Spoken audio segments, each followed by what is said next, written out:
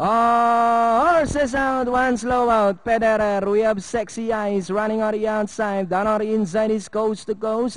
Pedro Penduko in third is Spiker. Down on the inside comes with Julian Jupiter Thunder. Cancelor, Bagong Barrio, Pederer, and Queen is the early trailer. We have Sexy Eyes, the leader by about 3 lengths. Pedro Penduko in second. Sweet Julian is by the third. Alongside Port Coast to Coast, then followed by Spiker in Pipa. Jupiter Thunder is racing in 670s. Pederer alongside his Bagong Barrio. Second last, Cancelor and Queen still racing in last.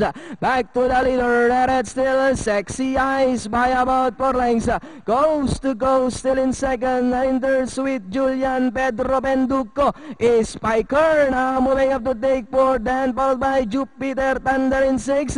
Pederer, Bagong Barrio, Queen and Cancelor. And it's still Sexy Eyes by about 4 lengths.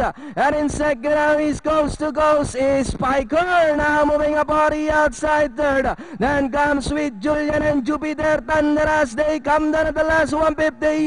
The Sexy Eyes Coast to Coast is down on the inside. And on the outside is Spiker. But it's still Sexy Eyes is Spiker. Coast to Coast is running by the rail. And it's still Sexy Eyes is Spiker is on the outside. But it's still Sexy Eyes by about 3 lengths, followed by Spiker, and finally Sexy Eyes. Second is Spiker, Coast to Coast, Jupiter Thunder, Bagong Barrio, Sweet Julian, Queen.